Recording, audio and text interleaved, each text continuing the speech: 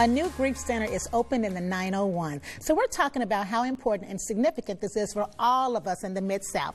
Let's welcome Angela Hamblen-Kelly, the administrator for Baptist Centers for Good Grief. Welcome, Angela. Thank you. How are you today? I'm great. I'm so glad you're here. Oh my goodness, it has been so much going on. Absolutely. So let's just talk about good grief for a minute. So is it just for children?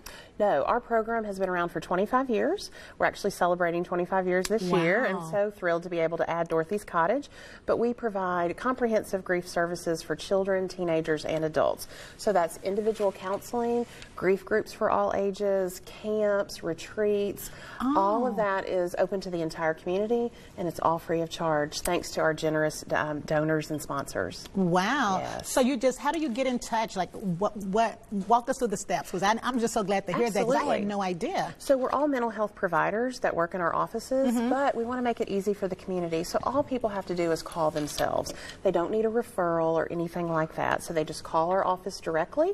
We will talk them through our available services and see what's right for them.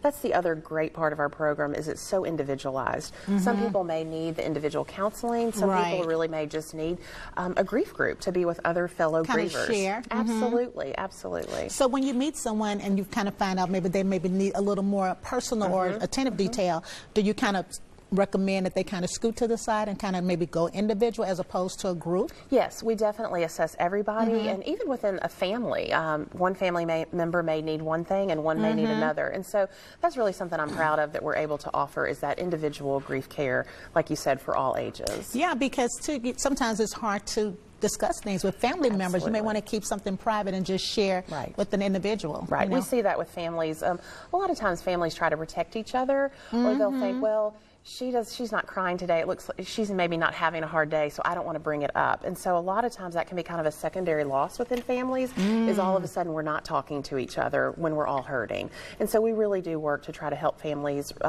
learn to communicate differently now, because without that valuable, loved family member, you know, things are different. Everything's different. So how do we navigate this as a family together again? Yeah.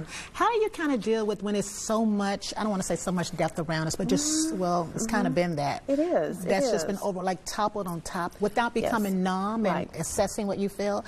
What do you kind of tell a person that's kind of working through that? Yes, you're right. Sadly, we do not have to look far to see grief and see the impact of grief. And I think that's the most important thing, is if we don't talk about grief, if we don't learn healthy ways of grieving, then we're going to cope in unhealthy ways. You know, grief is going to find a way. Wow. And a lot of times it's kind of our human nature to think, well, let me just be quiet or stay busy. But grief actually needs attention and care, and it needs support. And sometimes we have to find that, you know, maybe through professional services or through our groups and things like that. But grief does need attention, and it will demand it. Yeah. Are there any signs we can look for when we're thinking about it? Like something to identify that a person is doing? Like, what's some of the things we can look for? So I think first we have to remember that grief is a natural reaction, okay? You're supposed to grieve. You're supposed to have feelings. Regardless of how long it takes. Absolutely. It's a natural response to the death of a loved one. And so what I tell people is, one, just to remember that this is natural and normal, and that you're going to have feelings. You're going to have reactions. But then when I look for things that maybe are going to cause concern, is what is something that is maybe more or less than how that person was before, you know. So for example, fatigue. When you're grieving, you're going to experience increase in fatigue.